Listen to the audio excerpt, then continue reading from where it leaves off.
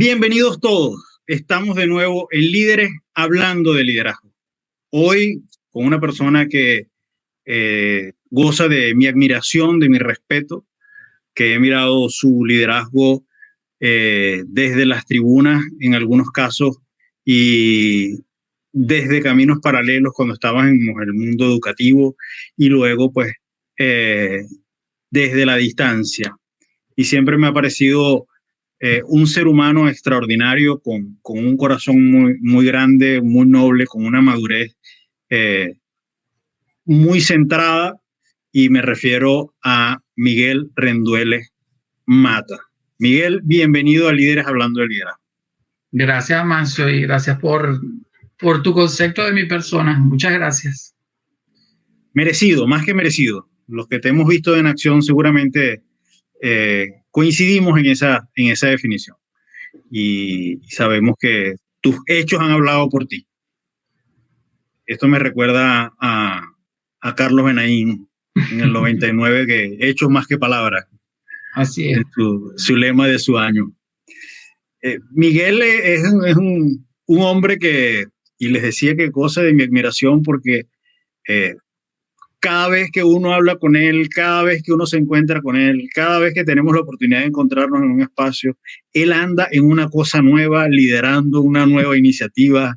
Es un inquieto por naturaleza. Sus padres debieron haber sufrido la hiperquinesia de Miguel de todas maneras.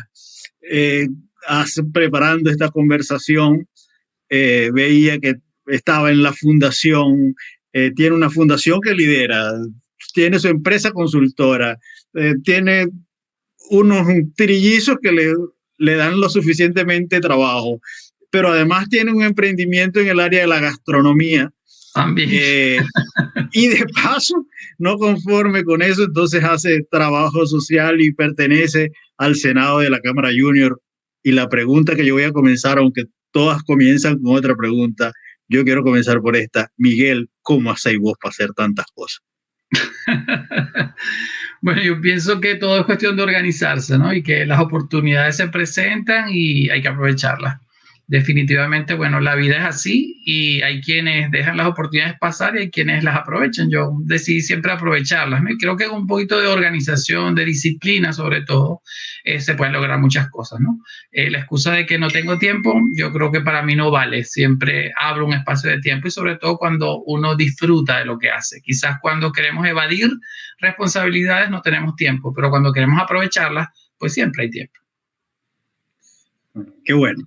Ahora sí voy a ir a la pregunta que te dejó Gabriel Ruda, con quien tuvimos una conversa exquisita y que además pues seguramente has escuchado o leído de él.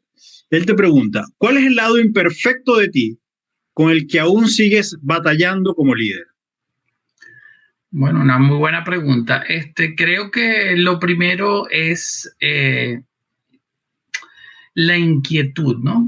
Muchas veces el hecho de querer hacer las cosas y asumirlas rápidamente, a veces uno pierde un poco de calibración en el resultado, ¿no? Entonces, las personas que somos muy inquietas, a veces nos entusiasmamos demasiado rápido en algo y perdemos algunos detalles en el camino, lo cual podemos rectificar si lo atajamos a tiempo, ¿no? Y creo que también una de las cualidades a mejorar y que reviste también una característica de un líder que tiene que aprender a reconocer pues, sus propios errores y trabajarlos, ¿no? No solamente reconocerlos, sino trabajarlos, porque si no, no los vas a superar. Es que a veces me gustan las cosas demasiado bien hechas y me molesta el hecho de que otros no la tomen con la misma impulsividad, con la misma pasión con lo que yo lo hago, y a veces eso me decepciona, ¿no? Entonces, creo que tengo que a veces entender que no todos están a lo mejor con el mismo entusiasmo que yo pongo a las cosas y que no puedo esperar ese resultado tan inmediato que yo quiero. Entonces creo que tengo que trabajar un poquito más la paciencia, ¿no? Para poder alcanzar mejor el resultado. Qué bueno, qué bueno. Y la pregunta es, ¿le vais ganando a la paciencia o la paciencia te va ganando? Bueno, yo creo que es algo que poco a poco no se cambia de la noche a la mañana, pero la hay que ir trabajando, ¿no? Y ahí vamos y yo creo que vamos avanzando un poquito sobre ello, ¿no? ¿Qué pasa? Que también este entorno que estamos viviendo hoy en día no contribuye mucho a eso. Entonces a veces uno pierde la paciencia con algunas cosas, pero bueno, ahí lo vamos trabajando. Pero Miguel, y los líderes toman decisiones, y los líderes se hacen cargo de las realidades. Y tú que estás ubicado en Venezuela, vives en Venezuela, pero naciste en España. En España. Y por tanto tú tienes todas las posibilidades de agarrar a tus 3 muchachos, a tu mujer, e irte para España y ubicarte allá y hacer lo que sabes hacer bien. ¿Por qué decidiste hasta hoy quedarte en Venezuela? Bueno, es una pregunta que me hace mucha gente. Definitivamente a lo mejor es el momento que estamos viviendo. Nos tocó este momento de cambio en el país en una etapa de la vida de mis hijos en las que estaban ingresando apenas a la universidad. Como tú dijiste, tengo trillizos, tienen 21 años hoy en día. Echar para adelante 3 personas ya en etapa universitaria es costoso en cualquier otro país, ¿no? Afortunadamente en Venezuela todavía los estudios universitarios los hay de buena calidad y son accesibles para la educación incluso privada. Entonces, bueno, nos tocó este momento país y apostamos a que ellos pudieran culminar su etapa de estudios, dando un poco de tiempo a ver si aquí cambiaban las cosas. Estamos todavía en ese proceso y ya ellos están a punto de culminar y mientras tanto pues hemos estado reinventándonos, haciendo muchas cosas de manera que pueda llegar ese momento en donde tengamos que sopesar lo bueno y lo malo y decir, bueno, nos quedamos o nos vamos, ¿no? Y ya ese momento creo que se está acercando. Bueno, pana, que la decisión sea para bien. Exactamente. Enver Antonio Vergara nos saluda desde Ecuador. Y aquí hay un saludo muy especial para ti de José Manuel Quintino. Qué barbaridad. Dice, saludos al profesor Miguel Renduele. Fue mi profesor en Maracaibo en el CUNIVE. No sabía que habías dado clase en el CUNIVE. Sí, también. Además. Comencé. Sí. En el CUNIVE y en la URBE, en las dos. Claro, saludos, José Manuel. Vale. Esas son de las oportunidades de la vida, ¿no? Cuando ingresé a la Cámara Junior, me formé como facilitador. Fue una de las grandes oportunidades que nos ofrece esa organización. Y me gustó tanto la docencia, la enseñanza, que quise ponerla en práctica y quise devolver un poco del conocimiento que yo había aprendido. Y comencé con el CUNIVE, que era un instituto tecnológico universitario, dando clases allí. Después de ahí salté pues para la Universidad Rafael Leóncio Chacín, donde estuve casi 10 años dando también clases a nivel de pregrado y posgrado. Y fuiste su vicerrector. Y fui el vicerrector administrativo, sí. Otra gran oportunidad que se presentó en el camino que no la esperaba. Y bueno, la tomé y creo que fue de provecho tanto para la universidad como para mí. Y vamos a hablar un poquito de tu liderazgo ahí, un liderazgo académico, porque además coincidíamos que yo era el director del UGEL en ese momento, mientras tú eras el vicerrector administrativo de URBE. Y URBE en ese momento era un monstruo en crecimiento. Yo recuerdo que en aquel momento se hablaban de que URBE tenía 25,000 estudiantes. No sé cuánto fue el máximo. Llegamos a 30. Llegó como a 30. Sí. ¿Cuántos eran tu equipo en el vicerrectorado y qué aprendiste como líder en esa gran escuela? Bueno, fue una etapa de muchos cambios. Yo ingresé primero como auditor interno de la universidad con la idea de instaurar el departamento de auditoría de la universidad. Consigo una institución que había crecido académicamente de manera impresionante, pero con muchas deficiencias en la parte administrativa. Como ocurre en muchas organizaciones, se centran en su foco de negocio o en su foco de trabajo y se descuidan a lo mejor otros procesos, ¿no? Entonces comenzamos a intervenir, a controlar un poco procesos, a evaluar procesos, a hacer cambios y a llevar pues las mejores prácticas que yo había aprendido de otras instituciones, de otras empresas del sector petrolero de donde venía, y darnos cuenta de que son aplicables pues a diferentes escalas y con diferentes adecuaciones pues en todos los contextos, ¿no? Dirigí un equipo muy grande de personas, algunos con mucha resistencia al cambio. Creo que una de las habilidades que tuve que desarrollar grandemente fue luchar por romper algunos paradigmas, por romper algunas situaciones que la gente trasladaba de otros entornos y que les impedía pues adaptarse a los nuevos cambios, ¿no? Sobre todo heredé mucho personal que venía del CUNIVE, que era una institución hermana, que tenía muchos más años y que venían arrastrando pues deficiencias, y la respuesta siempre era, pero ¿por qué si en el CUNIVE lo hacíamos así? Bueno, aquí lo vamos a hacer diferente porque esta es otra institución, este es otro momento, este es otro estilo de dirección y vamos a probar que las cosas se pueden hacer de una manera distinta, ¿no? Y los hechos fueron convenciendo a la gente y demostrando, sobre todo, que las cosas se podían hacer de una forma más adecuada. Creo que lo que fue clave en ese cambio fue el que yo tengo por costumbre involucrarme mucho en los procesos. Yo no dirijo desde arriba, yo me arremango las mangas y me veían en los días de pago metido en una taquilla de cobranza a los estudiantes, me veían metido en la biblioteca, me veían metido en el departamento de compras o en el almacén gestionando y buscando soluciones, y creo que eso de dar un poco el ejemplo, de mostrarle a las personas que forman parte de tu equipo que tú eres uno más, aunque los diriges, fue la clave para tener buenos resultados. Y creo que durante el periodo todavía hay mucha gente que me lo dice cuando me los consigo. Se consiguieron resultados que han prevalecido o permanecido, pero en el tiempo. Qué bueno, qué bueno.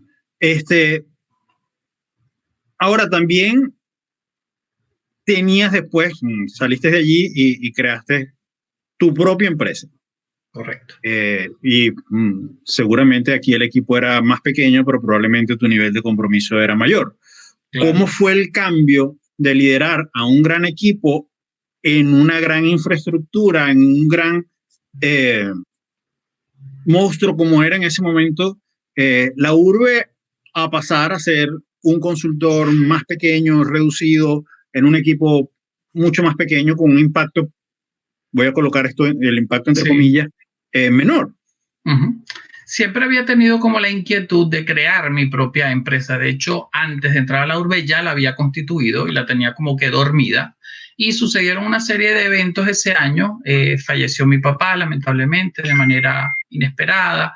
Se generaron algunas diferencias en algunos contratos que se iban a realizar en la universidad, que hicieron una reflexión en mí y me hicieron pensar de que ya mi tiempo dentro de la institución había culminado, ya había establecido una serie de planes, de controles, y que la cosa podía caminar ya sin que yo estuviera allí, y decidí apostar un poco por ese proyecto que tenía dormido, ¿no? En irme al emprendimiento personal y el hacer lo que yo quería hacer, que era pues empezar a trabajar con diferentes empresas y compartir con ellos mi experiencia y mi conocimiento, ¿no?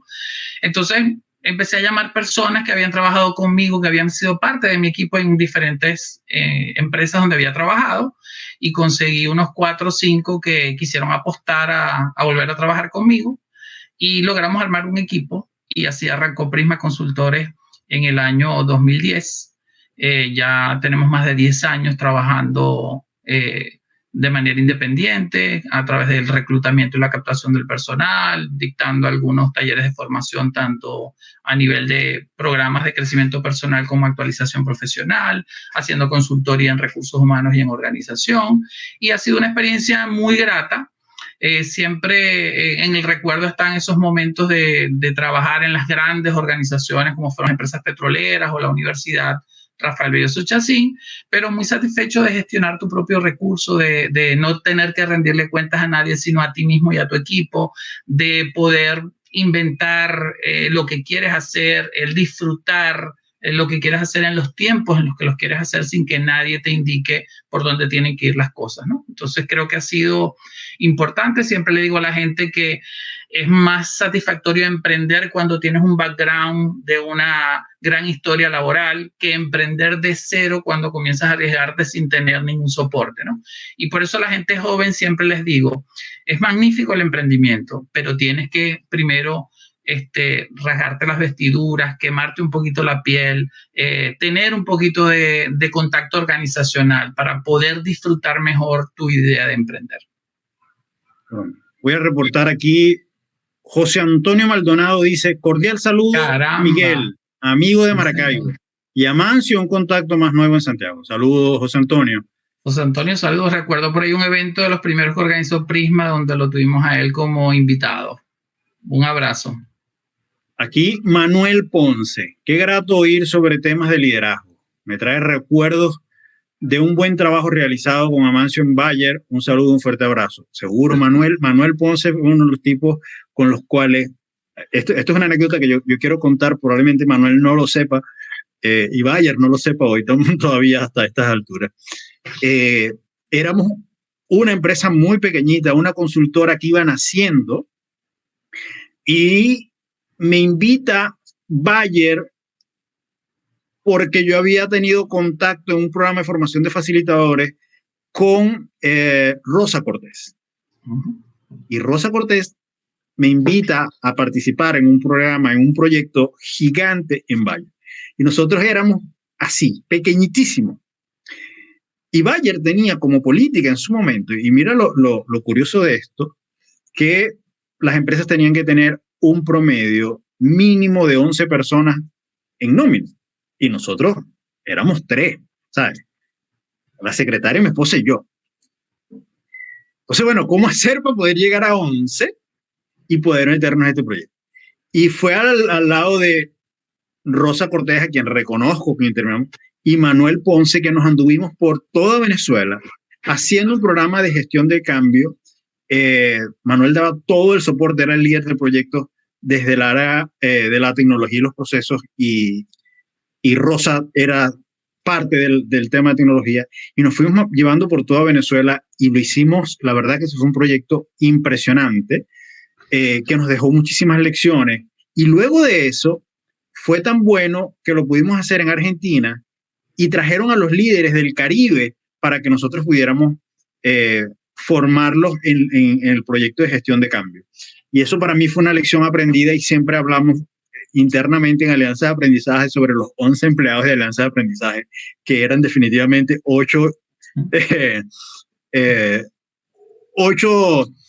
incógnitos que nunca aparecieron y 3 que éramos los reales. Así que recuerdo mucho a Manuel Ponce, que además la pasamos buenísimo. Eso fue uno de los... Dice, liderazgo es tener la habilidad de gestionar. Por aquí dice, alineado con Miguel. Sí, señor. Arremangarse la camisa. Arremangarse la camisa. Y Manuel es uno de esos. No sé por dónde anda Manuel en este momento. José Antonio dice que así fue. José Antonio dice, correcto. Hablamos de marketing digital en unas conferencias en la sede rectoral de Luz, Maracaibo, invitado por Miguel Rendueles Mate y Prisma. Correcto, así fue, tal cual. Bella experiencia y muestra de liderazgo, así es.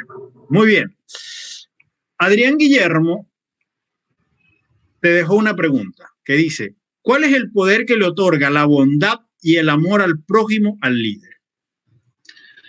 Yo pienso que los líderes tienen que ser sensibles, ¿no? Y pensar hoy en día en una persona que revista características de liderazgo me hace pensar que tiene que ser una persona con alto sentido de sensibilidad y de humildad, ¿no?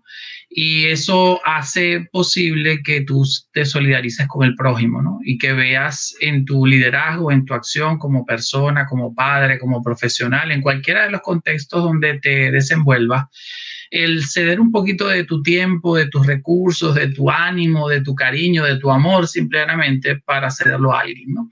Y creo que por ahí parte una de las características fundamentales que debe tener un líder. Un líder es una persona humana y por ser humano tiene que tener corazón, y el tener corazón implica sensibilidad, ¿no? Y creo que es una característica importantísima que yo colocaría en los primeros aspectos del liderazgo, que es la sensibilidad por los demás. ¿Y de dónde nace la idea de la fundación? ¿Por qué trabajar esa área? ¿Por qué te fuiste por ahí y no, por ejemplo, y esto lo digo por relación a otras experiencias de otras entrevistas que hemos hecho, por los adultos mayores? Okay. Por los ancianatos, te fuiste por la vía de los niños. De los niños, sí. Bueno, te cuento, siempre en mi vida había trabajado en proyectos de acción social, estudié en el Colegio de los Maristas y formé parte del Grupo Remar, que dentro de las muchas cosas que hacíamos, además de crecer como líderes jóvenes, era proyectos de acción social. Vino la etapa universitaria y me quedó como un vacío porque no encontré dónde seguir desarrollando un poquito ese aspecto de solidaridad, de servicio. Pasó el tiempo, vino la Cámara Junior, una magnífica experiencia de liderazgo donde tenemos proyectos comunitarios y trabajamos pues diferentes ámbitos, tanto de niños, de adultos, de proyectos ambientales, comunitarios. Y terminó la Cámara Junior, aun cuando sigo siendo senador, pero terminó esa etapa activa. Y de pronto un día me acerqué a la Iglesia Católica, en la cual pues todos los domingos asisto, con el interés de buscar algún proyecto para mis hijos que estaban culminando el bachillerato. Tenían que hacer unas horas de labor social y escuché que había algún proyecto allí que querían desarrollar y me acerqué al padre Jorge Dos Pasos. Creo que Dios me lo puso en el camino. Y cuando le dije lo que quería hacer, me dijo, bueno, estamos tratando de hacer alguna actividad aquí. Me reuní con una serie de matrimonios jóvenes de allí de la iglesia que nos conocimos y comenzamos a ver con preocupación desde ese momento, hace 4 años, a los niños comer en la basura de la calle. Y esa imagen me quedó aquí grabada en la mente y cada vez que yo iba a comer no podía olvidar ver a esos niños comiendo de la basura.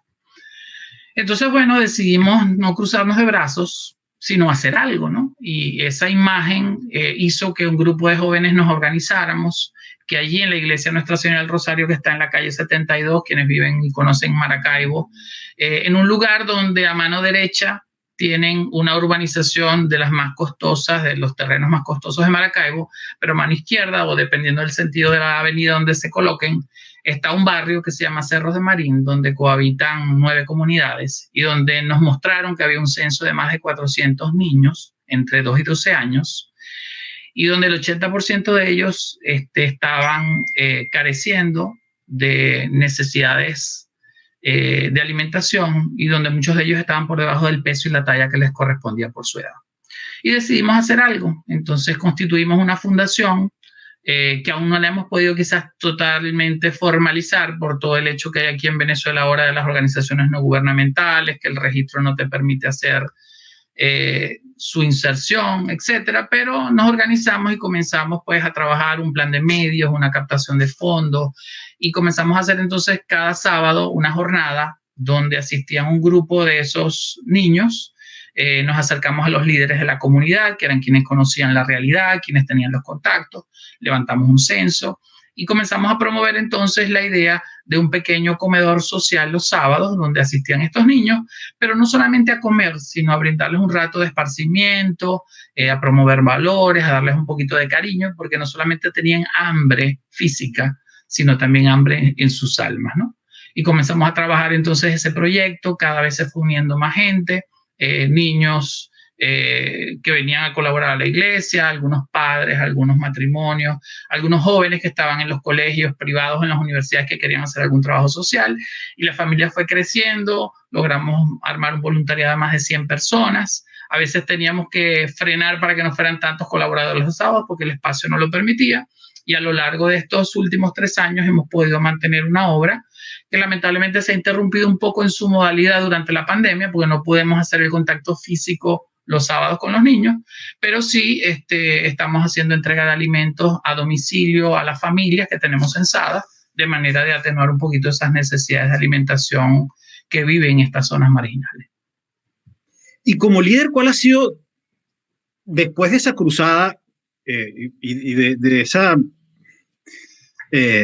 primero de ese choque, yo no sé si para ti fue un choque, pero nada más que me lo dijiste, que 400 niños censados entre 2 y 12 años, bajos de talla, pasando hambre, comiendo la basura.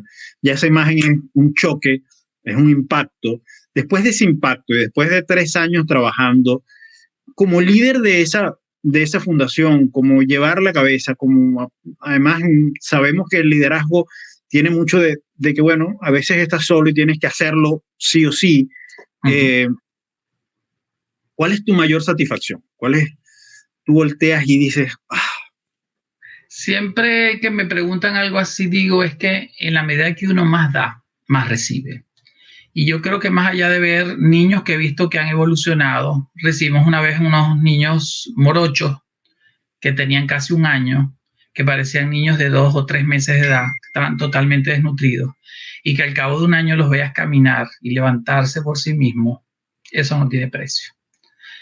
Entonces creo que más allá de la obra, del trabajo del equipo que naturalmente me tocó lidiar, porque fui yo el líder porque alguien dijo, Miguel, encárgate tú, ¿no? Pero no fue porque yo lo impuse. Fue algo que surgió al escucharnos todos hablar, al comentar las necesidades, el proyecto, todos como que dijeron, tú eres la persona que tiene que dirigir esto. Y bueno, pues uno asumió esa responsabilidad y bueno, me constituí como en el director o el presidente de la fundación hasta los momentos, ¿no? Y creo que el secreto de esto es que tú descubres tanto en la medida que tú das. No solamente ves el resultado en la gente, en los niños en este caso, sino que la vida te lo devuelve con muchas satisfacciones, ¿no? Y creo que la más grande de ellas es la familia que tengo, los hijos que tengo, la salud que hemos disfrutado a lo largo del tiempo. Y esas cosas son las que te pagan todo el tiempo, todo el esfuerzo, toda la dedicación que tú puedes poner en un proyecto social, ¿no? Obviamente el resultado de las comunidades que beneficia, pero también lo que la vida te ofrece a cambio que tampoco tiene precio. Qué bueno, qué maravilla. Miguel, tus hijos ven a un papá, es decir, yo tengo 2 hijos, uno de 26, la otra de 20, va a cumplir 20, tiene 19. Y bueno, todos sabemos que nuestros hijos no son exactamente nuestros fans, ¿ok? Porque tienen sus intereses, porque el papá está todo el día en la casa, porque le ven las costuras también de sus imperfecciones, de las cosas que no les gusta. Pero bueno, en ti han visto un papá liderar todo el tiempo, han visto un papá bondadoso, los que te conocemos sabemos que es así. Tus hijos, ¿qué crees tú que dicen de su papá como líder? No como papá, porque como papá te van a querer, pero como líder, ¿qué dicen? Bueno, una de las satisfacciones grandes que tengo es que sin nadie exigirlo, ellos mismos se han involucrado también en esta fundación, ¿no? Comenzaron a hacer ahí sus horas de labor social y se quedaron enganchados, ¿no? Y sin yo pedirlo, sin yo exigirlo y sin yo ordenarlo, ellos se han mantenido a lo largo del tiempo y han participado activamente en todo esto. Entonces han vivido quizás el rol papá, el rol líder de esta fundación, el rol de gerente, dentro de mi empresa, porque bueno, Daniela, que ya tiene 21 años, ha hecho sus pasantías conmigo, Luis Miguel, que me apoya cuando tengo que hacer alguna presentación, porque es muy bueno con la tecnología, Andrés, que estudia diseño gráfico y me ayuda con algunas cosas, algunos proyectos también de la empresa que implican pues diseñar algunas cosas. Entonces se han involucrado de alguna manera en el trabajo o en la labor social conmigo y han vivido quizás un rol distinto al de simplemente ser el papá, ¿no? Y bueno, cuando me ha correspondido escucharlos, recuerdo una vez que fui a una entrevista de radio con motivo de la rueda de prensa que dimos, o de la gira de medios, perdón, que dio la fundación, y le preguntaron a él su testimonio. De verdad que yo me puse a llorar en plena entrevista porque las cosas que dijo, de verdad me quedé pasmado, ¿no? De la madurez primero con las que las dijo y del aprendizaje de vida que estaba llevando con toda esta vivencia que como familia habíamos tenido con esta fundación, ¿no? Y bueno, en muchas oportunidades pues escucho los testimonios que ellos dan y ahí es donde tú dices, bueno, es que la vida te está devolviendo enormemente, pero multiplicado por 1000, todo minuto o todo bolívar que tú has colocado en pro de beneficiar a alguien más, ¿no? Entonces creo que la mejor herencia que uno puede dejar es la educación de los hijos y si esa herencia está acompañada de valores, de principios, de familia y de ejemplo que tú les has dado, pues definitivamente esa es la mejor respuesta a tu pregunta. Y cosa que agradezco además como respuesta porque es muy coherente y se parece mucho a los líderes. El liderazgo hoy, ¿cómo lo estás viendo en caras a la transformación social que estamos viviendo en todos los sentidos? Y yo creo que esto superó la tecnología y la pandemia. Estamos viendo transformaciones sociales en todos los sentidos y el liderazgo no va a escapar de eso. Hoy necesitamos líderes distintos, diferentes. ¿Cómo percibes tú que tanto en el mundo social como en el mundo empresarial vamos a necesitar líderes? Si los pudieras dibujar, ¿cómo los dibujas? Yo pienso que una de las competencias más importantes que demanda el momento actual que estamos viviendo a fines de liderazgo es la versatilidad. Si bien antes podíamos decir que teníamos líderes expertos en determinadas áreas, en la parte social, en la parte política, en la parte económica, en la parte de capital humano, en la parte financiera, yo creo que hoy nadie puede ser líder especialista en algo. Yo creo que necesitamos ser muy versátiles, necesitamos como líderes conocer un poquito de todo. Y en aquellas cosas que a lo mejor tenemos resistencia, pues a lo mejor ponerle un poco más de dedicación para superar esas limitaciones, ¿no? Me cuesta mucho entender cómo hay personas que dicen, no, yo de eso no sé nada, yo en eso no me meto. Yo creo que hoy en día, por la situación que nos ha tocado vivir, sobre todo en estos 2 últimos años, una de las características fundamentales del líder tiene que ser la versatilidad, el conocer un poco de todo. Aun cuando seas experto en algo, tienes que tener dominio de competencias en muchas cosas y saber cuándo sacar tu carta, cuándo sacar tu mejor conocimiento de algo y cuándo aprender de alguien o buscar un comodín o buscar un aliado o buscar alguien que te soporte en alguna debilidad que puedas tener, pero salir airoso de cualquier situación que se te pueda presentar. Y eso tiene que ver mucho con la versatilidad, con la capacidad que tenemos nosotros de, a lo mejor, de bajarnos un poco del pedestal que puede pensar que está un líder y muchas veces tener que bajar a otro contexto para meterte en la situación, para involucrarte en la solución de los problemas y el demostrar que eres una persona muy versátil, muy hábil, ¿no? Creo que es una de las características fundamentales del liderazgo en este momento. Y con cara, Miguel, que tu carrera base es contador público. Correcto. ¿Okay? Leyendo el libro Sálvese quien pueda de Andrés Oppenheimer, él habla sobre las carreras que probablemente se pongan en jaque, porque la automatización, la inteligencia artificial va a llegar y va a hacer el trabajo. Y una de esas que él pone en jaque de alguna u otra manera es la contaduría pública. Por razones de que, bueno, los asientos contables mal que bien se van a hacer de acuerdo a las transacciones y a su explicación de alguna u otra manera. ¿Cuál es la visión que tú tienes del contador público que va a superar este tema de la inteligencia artificial? ¿Cómo lo ves? Yo creo que lo primero que tenemos es cambiar la imagen que tenemos del contador público, ¿no? Si bien pensamos que un contador es el que lleva solamente una contabilidad, es una carrera que te permite, fíjate, en mi caso, yo me formé como base en la contaduría pública, después hice una maestría en recursos humanos, un doctorado en gerencia y tengo muy buenas competencias contables y financieras que me han permitido afrontar retos en diferentes ámbitos gracias a esa formación, ¿no? Entonces, tenemos que borrar quizás la imagen de que el contador solamente es el que lleva la contabilidad. El contador puede ser un auditor, puede ser un asesor financiero, administrativo, puede evaluar controles, puede mejorar procesos, ¿ok? Puede involucrarse en el área de capital humano, ¿no? Entonces, cuando nos enfrentamos a este nuevo reto de la automatización, yo diría que requerimos entonces hoy en día profesionales que tengan, primero, muchas ganas y mucha facilidad para el aprendizaje, que debe ser una de las competencias claves de cualquier líder en este momento.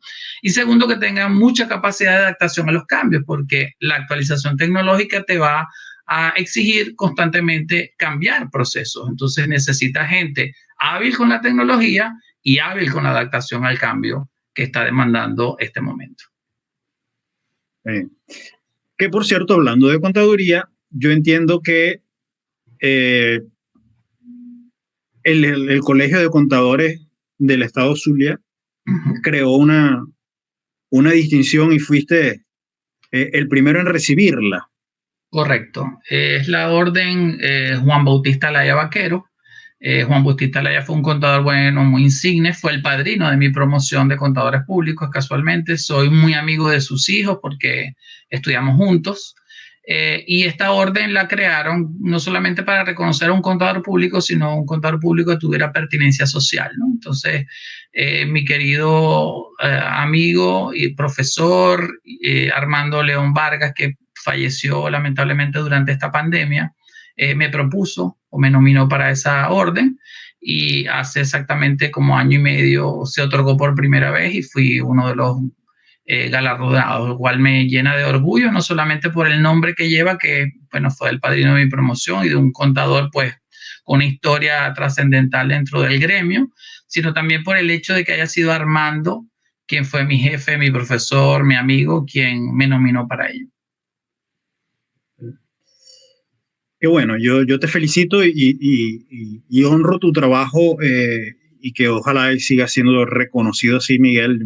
Sabes que cuando me enteré me contenté muchísimo eh, porque tú te mereces eso y más. Miguel, sigamos hablando de liderazgo. ¿Quiénes han sido para ti referentes de liderazgo, de decir, yo quiero ser como ese señor, yo quiero aprender de esta persona, yo voy a seguir a este hombre o a esta mujer? Bueno, creo que el primer líder natural que me tocó admirar fue mi padre, ¿no? Mi padre fue una persona que vino de una familia humilde, quedó huérfano a los 9 años, con un hermano menor recién nacido, y que tuvo que salir adelante en la vida, estudió, fue un excelente profesional, fue una excelente persona, y me enseñó que lo más importante en la vida es tener un sueño y luchar por él. Y me enseñó también que la honestidad es un valor importante en el ser humano. Y siempre que como líder al frente de un proceso he tenido situaciones de tentaciones, porque han ocurrido, cuando ejercemos posiciones de poder en las organizaciones, como gerentes, como vicerrectores, como jefes de un departamento, siempre vas a tener situaciones que te ponen a prueba tus valores. Y yo las tuve y siempre recordé esas palabras de mi padre, ¿no? Que no solamente había que ser honesto, sino también parecerlo, ¿no? Y creo que es uno de los aprendizajes más grandes de liderazgo que he tenido en mi vida y se lo debo a mi padre. Después, a lo largo del tiempo, he conocido a personas que me han enseñado muchas cosas, ¿no? Quiero recordar en este momento a un común amigo, a Richard González, a quien quiero profundamente, quien ha sido siempre una inspiración porque es un hombre muy recto, muy sabio, muy documentado. Con él puedes hablar de lo que tú quieras. Es una persona que tiene una cultura general amplísima, que conoce de todo un poco y que siempre ha sido como mi comodín a la hora de tomar una decisión difícil, ¿no?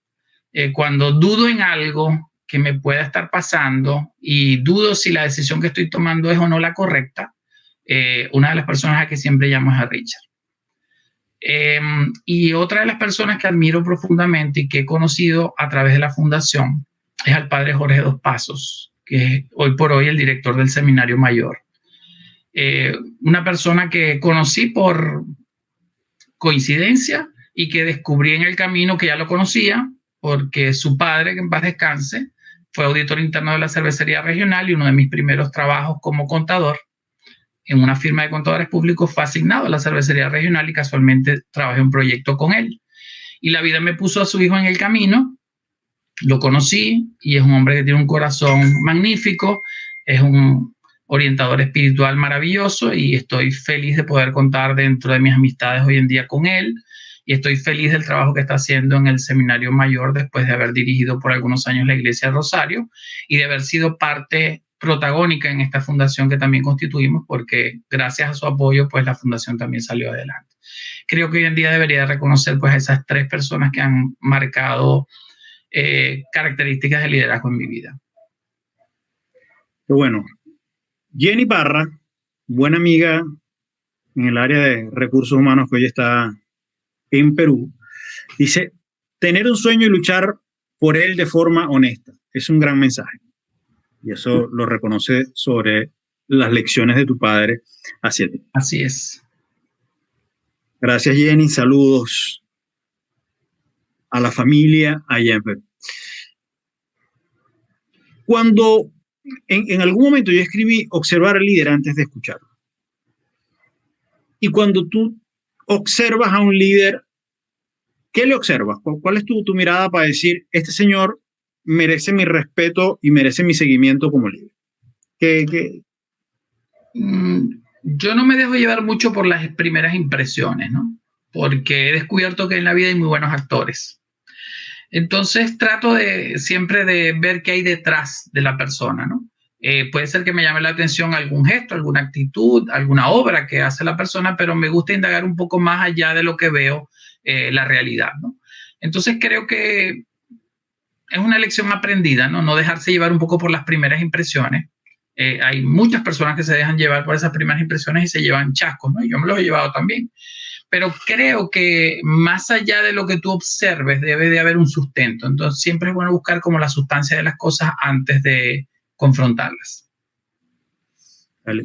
Miguel, los que te conocemos tenemos por lo menos la impresión que tú eres un tipo estructurado, disciplinado, ordenado,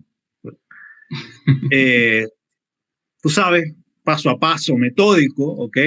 Sí, así. Exigente, y los que hemos estado en proyectos contigo sabemos tu nivel de exigencia en términos de generación de resultados, de cumplir con compromisos, de ser para lo que te comprometiste, ¿no? ¿En qué parte de tu vida tú eres un desordenado? ¿Eres desorganizado? ¿Eres desestructurado? De verdad que no lo sé. No soy, o sea, obsesivo compulsivo. ¿Ok? Me gusta el orden, me gusta la limpieza. Por ejemplo, yo cocino y lo que voy ensuciando lo voy limpiando. No resisto ver una cocina sucia, no resisto ver un escritorio desordenado. Me gusta trabajar con confort, con orden, ¿no? La gente dice que soy a veces demasiado preocupado por el orden, por la limpieza, que a veces hay que relajarse un poco, pero bueno, yo creo que es ya una característica innata que difícilmente uno lo puede cambiar a esta altura, ¿no? Pero lo triste de eso es que a veces me desespero cuando los demás que trabajan conmigo no son así, ¿no? Y entonces chocamos, ¿no? Entonces, si cocino con alguien, pretendo que sea igual de ordenado que yo. Si trabajo con alguien, pretendo que sea igual de comprometido y estructurado como yo, y no siempre es así. Entonces, ahí es donde tenemos un poquito que afinar el orden, ¿no? No es que tenga todo en orden perfecto, no es que mido con milímetros las cosas, no soy a ese extremo, pero sí me gustan las cosas muy ordenadas, muy pulcras, muy limpias, muy planificadas, no me gusta mucho la improvisación, ¿no? Soy de los que todos los días, cuando se acuesta, pienso un poco lo que tiene que hacer al día siguiente. No he aprendido a vivir como un día a la vez. No soy de hacer proyectos a muy largo plazo. Hoy por hoy vivo como el día a día, ¿no? Me acuesto, pienso, mañana es martes, tengo estas prioridades, tengo que hacer esto en este orden, y cuando me vuelvo a acostar al día siguiente, lo primero que hago es chequear mi inventario. O sea, hice todo lo que tenía que hacer, qué me quedó pendiente y qué voy a hacer mañana, ¿no? Y voy viviendo así un día a la vez. Está bien. Y aparte de esta estructura y de este orden, ¿tienes alguna otra manía?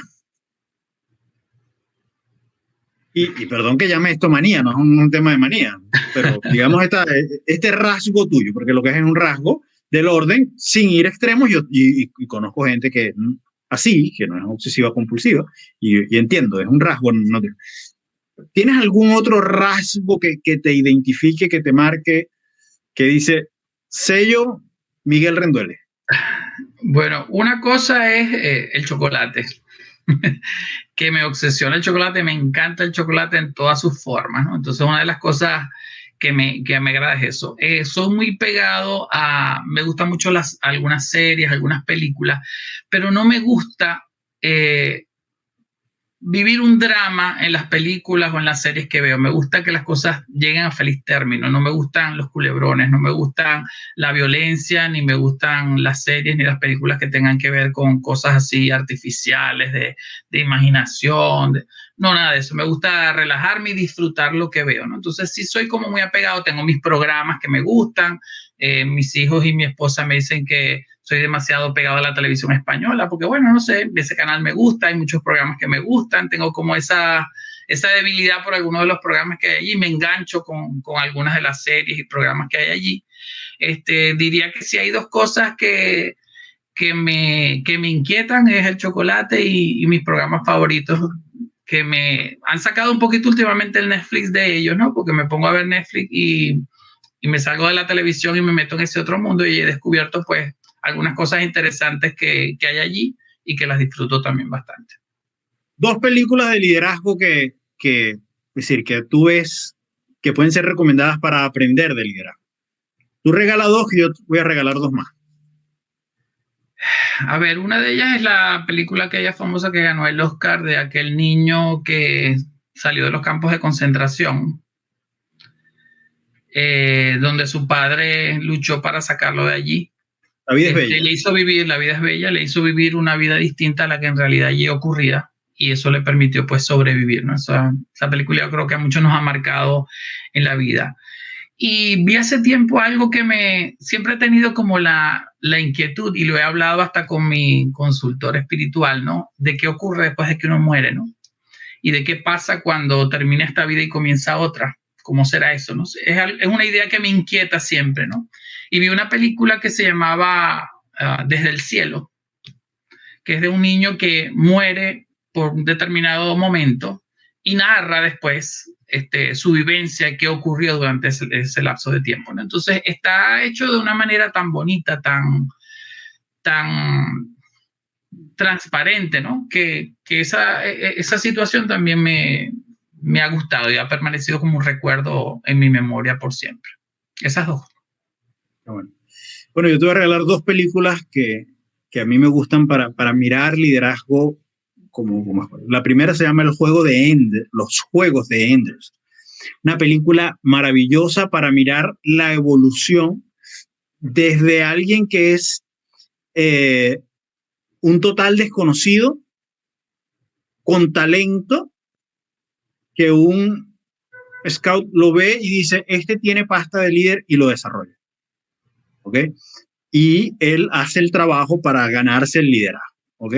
Es en ciencia ficción, pero si te extraes de la ciencia ficción y te dedicas a mirar el proceso de liderazgo, es fantástico, porque lo que me gusta es que arranca desde cero, desde lo que yo llamo en el liderazgo un líder nominal, no visual, no el que siempre se muestra. Esa es una, te la recomiendo, y se la recomiendo a todos los que están viendo. Se llaman Los Juegos de Ender. Esa es la primera. Y la segunda, una que es de la vida real, que se llama Escritores de la Libertad, Freedom Writers. Historia de la vida real, una peliculaza con Hilary Swank. Ella es una profesora de una escuela norteamericana, y bueno, sus alumnos venían de la inclusión, vale destacar, de los excluidos al sistema escolar, los integran con los que ya estaban. En ese tiempo eran los tiempos de las bandas en Estados Unidos, la discriminación racial, y ella se dedica a conectar a estos niños con la literatura y sus vidas, y hace un trabajo fantástico. De hecho, hay un libro que se llama Freedom Writers, de donde se basa ese es el resultado al final. Ahí también se nota un liderazgo importante, y hay unas cosas que pasan, y no quiero hacer spoiler de la película, pero hay una cosa que pasan para poder mirar la vida de un líder desde lo profesional y desde lo personal, y cómo se entrelazan ambas cosas y muestran las coherencias o la incoherencia que tenemos como líder. Claro. Esas son dos películas que a mí me gusta recomendar en términos. Hay otras más, pero hoy quedémonos con estas dos. Biel, para cerrar esta conversación, yo te tengo que preguntar una pregunta obligada. Tú le vas a poder hacer una pregunta al invitado, que la harás en off, y después te diré quién es, después que esté la pregunta hecha. Pero ya para cerrar, quiero hacerte la última pregunta, y se trata del momento de liderazgo. Y un momento de liderazgo donde tú como líder marcaste la vida de uno de muchos, o alguien como líder hizo algo que marcó tu vida y comenzaste a respetar y admirar mucho más el liderazgo de esa persona. Bueno, creo que en mi rol de líder, uno de los retos más importantes que tuve fue al frente de una organización que fue la Cámara Junior del Zulia, ¿no? Siempre he dicho que a lo largo de nuestro proceso de desarrollo como líderes de esa organización, el papel estelar que tiene un miembro es cuando dirige su propia organización local, ¿no? Y a mí me correspondió en mi año pues dirigir una organización y triplicar prácticamente el número de miembros que tenía, y creo que fue un reto trascendental que sonó como un sueño, pero que se convirtió en una realidad, ¿no? Y que exigió muchas cosas: trabajo de equipo, dedicación, esfuerzo, conocimiento, ímpetu. y creo que fue un momento importante que me ha marcado para modelar esa conducta en muchos ámbitos profesionales posteriores que me correspondió desarrollar, porque en ese momento pues era muy joven. Y otro momento yo creo que fue cuando Dios me puso en el camino al padre Jorge Dos Pasos y me puso ante esta situación que dio origen después a la fundación, ¿no? Yo sentí como un llamado en ese momento a que se requería alguien que dirigiera esa labor, alguien que dirigiera ese proyecto, alguien que pusiera ahí su corazón para el servicio de los demás. Y creo que Dios me eligió para esa tarea. Y creo que, bueno, el líder natural, quienes tenemos fe y quienes somos católicos, sabemos que Jesucristo, pues, es un líder histórico y es un líder que reúne muchas de las cualidades o todas de las cualidades que todos aspiramos algún día lograr consolidar, ¿no? Y creo que en ese momento, pues, seguí ese liderazgo que me indicó Dios en mi camino y creo que ha sido una de las experiencias más bonitas que he tenido en mi vida. Qué bueno, qué belleza, qué belleza. Miguel, muchísimas gracias, gracias por estar en este espacio, gracias por regalarnos tu sabiduría, tu experiencia, tu vida, aprender de ti y aprender de un gran líder. Sigo gracias a ti, mirándote enormemente. Por este espacio y por estar en sintonía hablando de cosas tan enriquecedoras como esta. Bueno, pana, hasta otra próxima oportunidad. Gracias. Recuerden que esto es Líderes Hablando de Liderazgo.